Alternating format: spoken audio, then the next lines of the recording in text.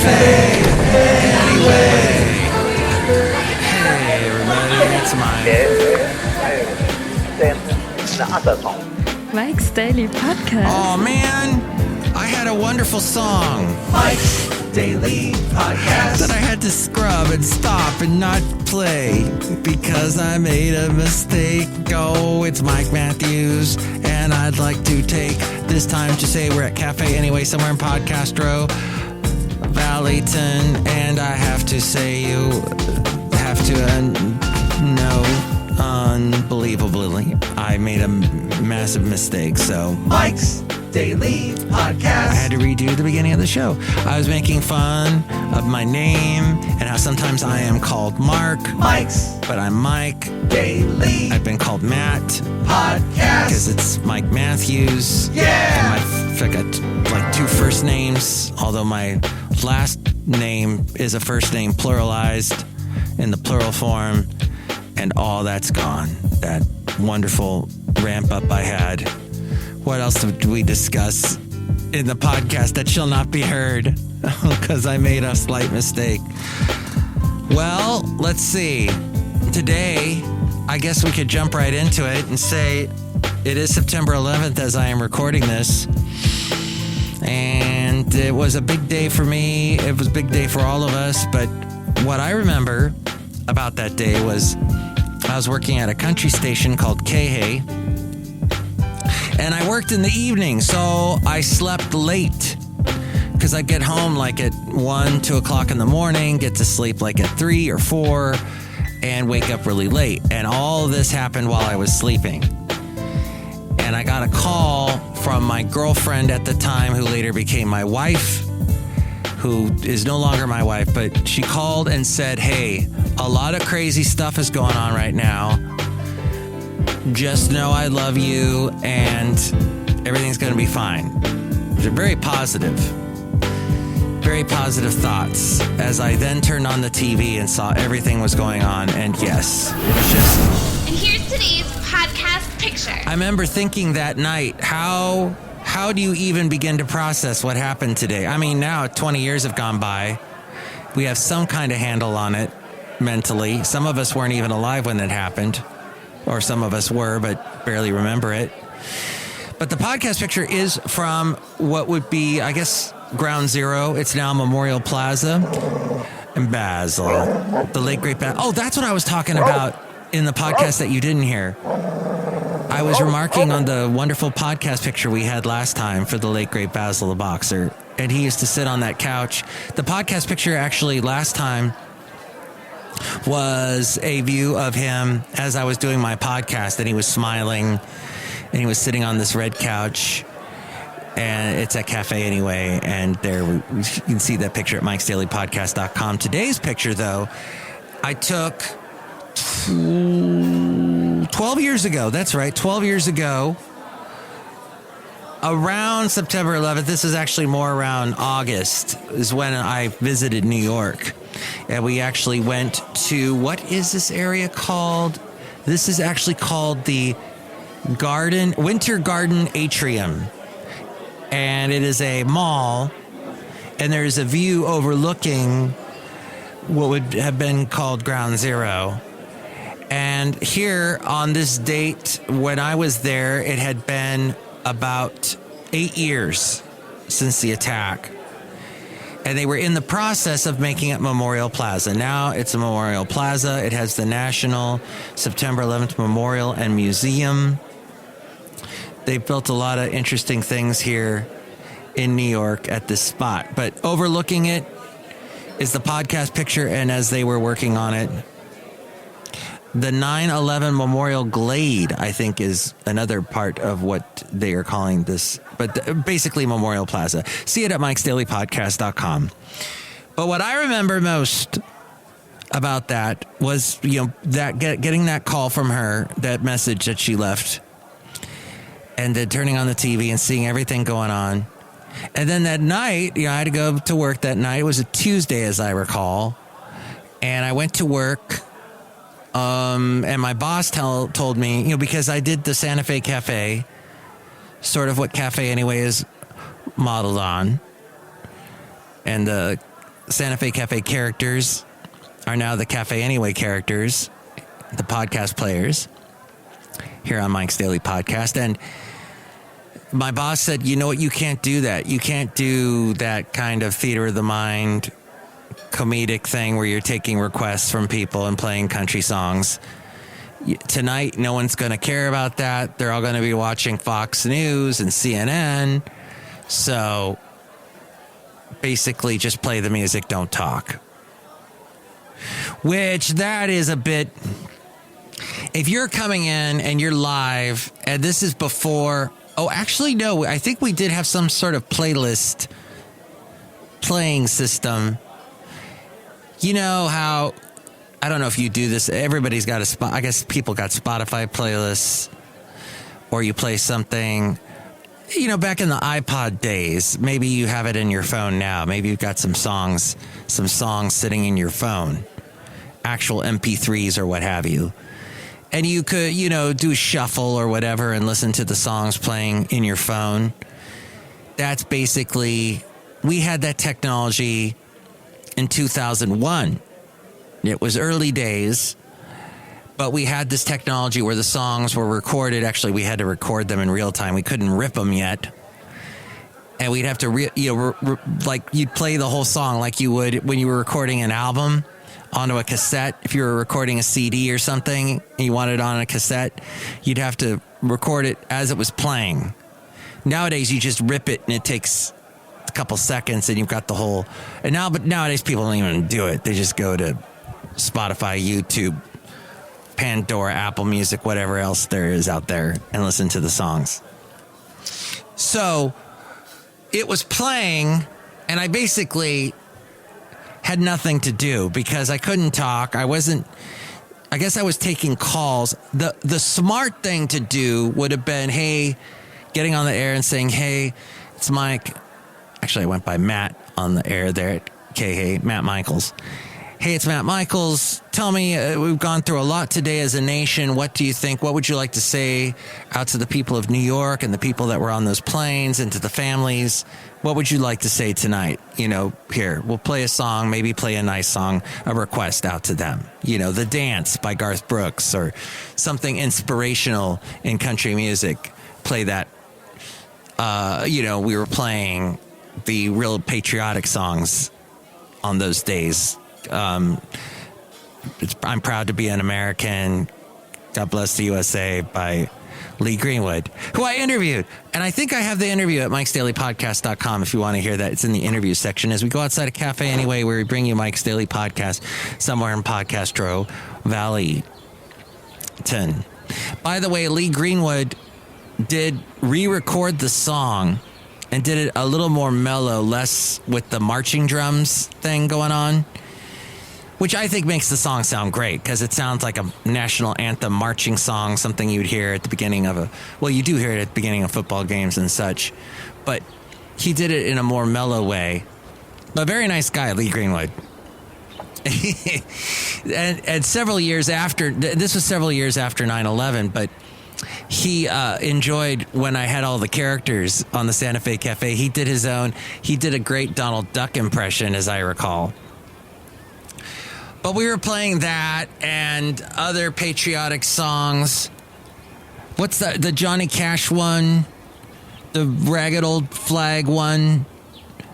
And we play Ray Charles and America, God Shed Her Grace on Me. His grace on... Wait, that one? Can't think of the words. America... That one. Well, Ray Charles sings it much better than I do. And crown thy good with brotherhood from sea to shiny sea. Wow, I need to sing that song again. We were playing that. We were playing the national anthem, Whitney Houston's national anthem. Wow. America the Beautiful is a long song written by Catherine Lee Bates, melody by Samuel Ward. God, America, America, God shed his grace on thee and crown thy good with brotherhood from sea to shiny sea. There are at least, how many more verses? Wow. 1, 2, 3, 4, 5, 6, 7 verses to that song. The last one being, O beautiful for patriot dream that sees beyond the years, thine alabaster cities gleam, undimmed by human tears. America, America, God shed his grace on thee, till nobler men keep once again thy whiter jubilee? Wow. I did not know that. Yes, so then Charlie Daniels had an interesting song. Well, something, Charlie Daniels, America, what was it? He had, instead in America. In America, that's it. We're proud. He's gone now, Charlie Daniels. He passed away last year. Oh, and then he also had that one, this is a flag, not a rag, and I forget the rest of that song, but yes. And you never did think that it would happen again in America, did you? That's his lyrics in America, Charlie Daniels. From the sound up in Long Island out to San Francisco Bay and everything that's in between them is our own. And we may have done a little bit of fighting amongst ourselves, but you outside people best leave us alone, because we'll all stick together and you can take that to the bank. That's the cowboys and the hippies and the rebels and the Yanks. You just go and lay your hand on a Pittsburgh Steelers fan, and I think you're going to finally understand. And you never did think that it would happen again in America, did you? You never did think that we'd ever get together again. We damn sure could. Yeah, we're walking real proud and we're talking real loud again in America. You never did think that it would happen again. Charlie Daniels song. Yeah, he wrote that. Okay, very patriotic guy, Charlie Daniels. It's Mike Matthews. I had to get into that little bit there and just say, it was an interesting time to be in radio when 9/11 happened, because there was all of this, what do we do? What do we do? What's going on? What's happening? It's one of those big shocks that happened to a nation. Almost 3,000 people died. And then last year we had COVID. And it was a lot of, what do we do? What's going on? What's happening? We readjust as Americans and have to try to get used to something that it's just a shock, and it's amazing what we do as Americans and how we adjust. But yeah, it was a time. There was something very interesting. I remember it came out years later that there was a huge radio conglomerate that had a lot of music stations, and they told their disc jockeys, their programmers, not to play certain songs because they thought that it would cause a stir, that would sound too, it would offend the listeners somehow after 9/11. I think one of the songs was that one by Bruce Springsteen, Whoa, I'm on Fire. And that was a stretch. That was, wait, what? Huh? How does that even... Bruce Springsteen would later come out with a song that was an anthem for New York. It was called The Rising. That whole album was like a tribute to New York. So that's 20 years ago. Wow. 20 years ago that happened, and just thinking a little bit about that today. And about being in that spot in New York, seeing that about 8 years after it happened. And I've heard stories since then from people that lived in New York that I've known personally, that actually were there when it happened. How? What a nightmare. Horrible. And one of them was telling me that one of the towers was coming down, and she ran into one of those alcoves, one of those entrances that was an indentation into a building that you could, get in and hide, because there was no other place to go. And they went there and they held each other, even though they didn't know each other. And one of them was from Jamaica. And she said to my friend, let's pray. And they just prayed and prayed as the building came down. And after it fell and, all the dust cleared and everything, they got out of there they got out of there. And I don't know if you remember that day that everybody was heading back over the bridges. All traffic had stopped. People were walking over the bridges, going back home. Someone I spoke to was not even in the country when it happened. They were actually in North Korea when it happened. And they didn't find out about it till a couple days later because, well, there's just no news. It's all propaganda in North Korea. And gosh, I told him it's amazing they didn't try and rub it in your faces, you being an American in North Korea, being the adversary. And he said, oh, they didn't even know. The people they were with didn't even know. It was something that, just the people at the top of the government in North Korea knew. But just hearing a lot of stories, and it is something, I know it's cliche at this point, but we shouldn't ever forget, because it was such a horrible day, and it could happen again. We just have to realize that no matter how good things get, things can go wrong, but we can get through it. Look where you are today. Look at yourself right now. Here we are.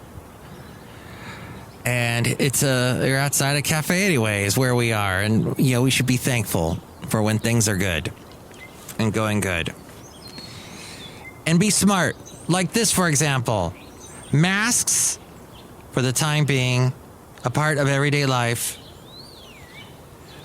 And it still is. There's a few tips from the experts at Johns Hopkins to minimize some common problems associated with mask maintenance. Because especially here in the Bay Area, we are still wearing masks if we go do any sort of indoor public event. And I saw in Florida, if you're going to ride any of the rides at Disneyland, I think you still have to wear a mask, but you don't have to when you're outside of the ride. If you develop any skin irritation or blemishes, use a gentle cleanser when you wash your face in the morning. You can use fragrance-free detergents to wash your mask, and over-the-counter hydrocortisone cream once or twice a day can help. Make sure your makeup is labeled that's a weird word. I guess it's comedogenic? I don't know. If the problem persists for more than a week or two, make an appointment with a dermatologist. Reusable masks can be washed in your regular laundry using hot water. Disposable masks should be thrown away when visibly soiled or damaged. Cut the elastic ear straps from disposable masks before discarding, as hundreds of tangled animals they've had to be rescued. And I'm seeing so many times on the streets masks just thrown, and they look like masks that have never been worn. And they're just lying there because they're they're flat still, like they haven't been bent around the nose, on the top of the ridge of the nose. I see them just lying on the street sometimes, in parking lots, on the sidewalk.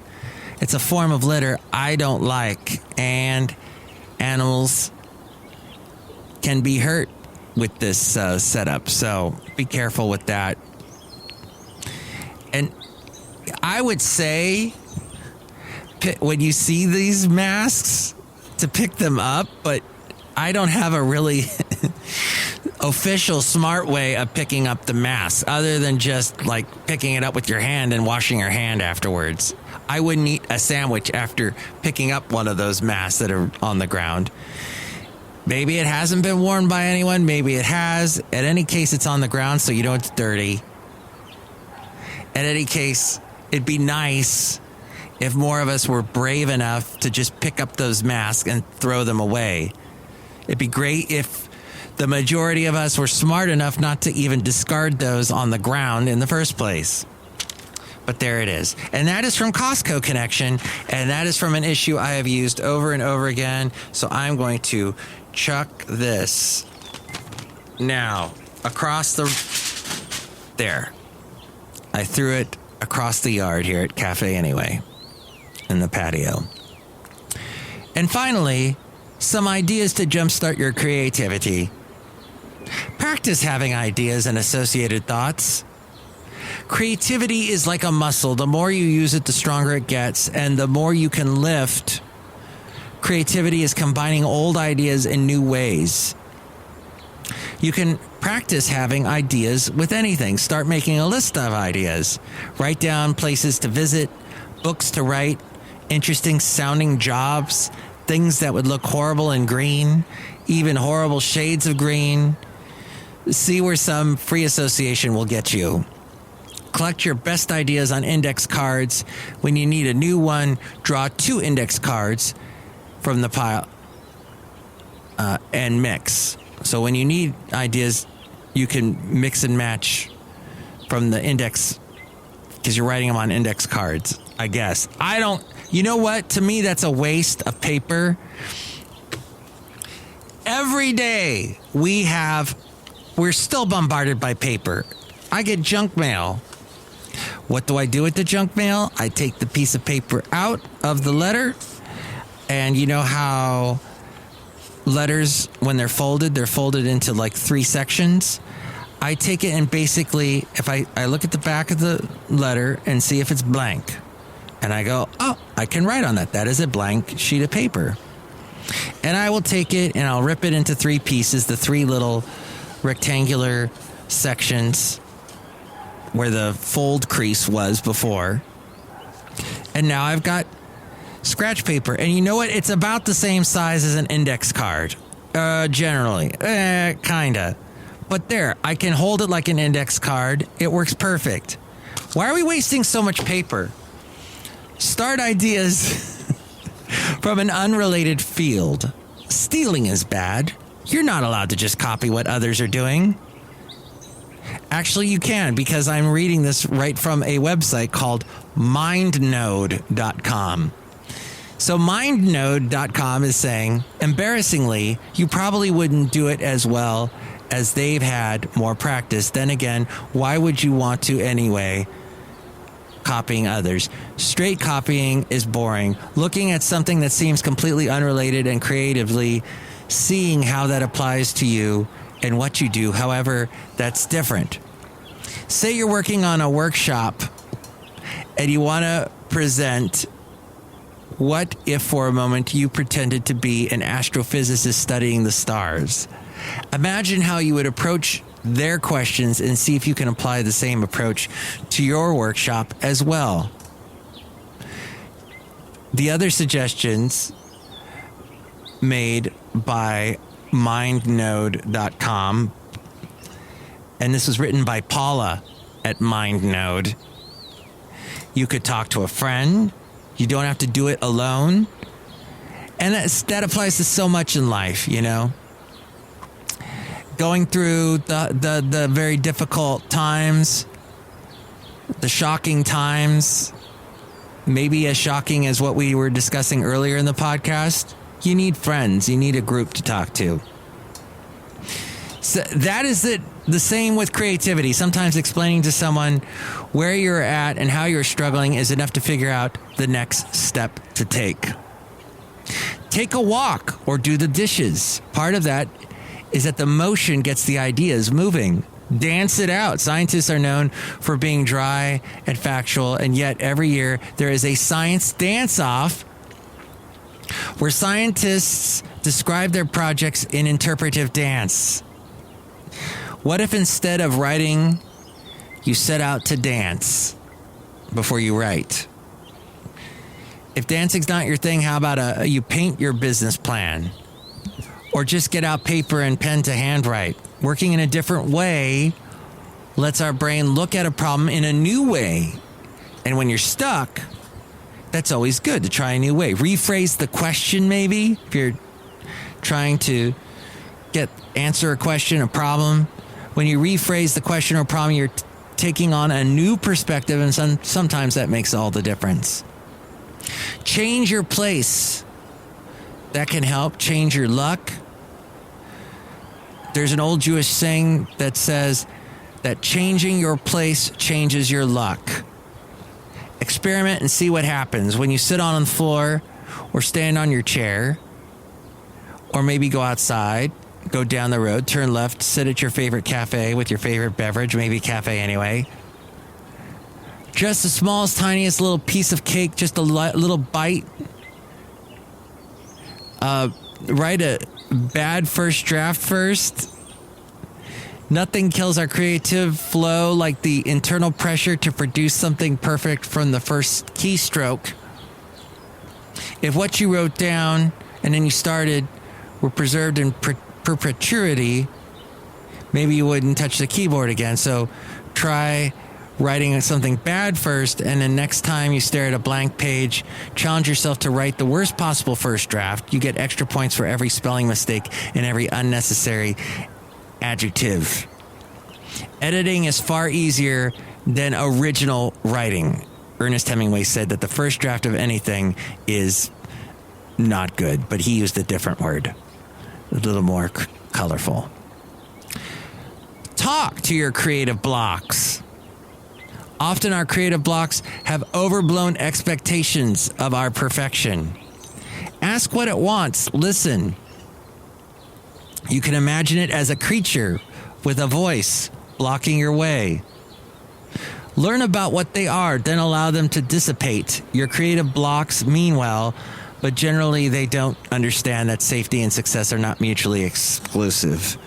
And take a nap. If nothing else helps, a nap is a surefire way to renew your energy and change your perspective. When we stop holding on to our shoulds and musts so tightly, our unconscious has time to noodle the project and sort itself so you can get up and go to it later. Cara Woods wrote this. Oh, wait, no, Cara Woods did not write this. Sorry. She, I guess, supplied the photo of a bunch of paintbrushes, but Paula wrote this at mindnode.com. And you know what?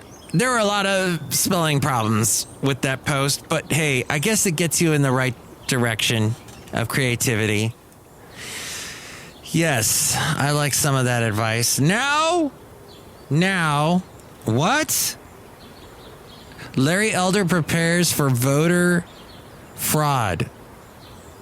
He prepares for California recall loss with lawyers, and he's got a voter fraud website up already. Wow, Larry. Hey, we're outside a cafe anyway, somewhere in Podcastro Valley. Look who's here right now. Is it Larry? No, it's not. Hello, Mike Matthews. It's Chely Shoehart, the gift shop supervisor. That was really helpful, today's podcast. It was like a lot of things all mixed into one, Mike Matthews. Thank you. You're welcome. Look who else is here.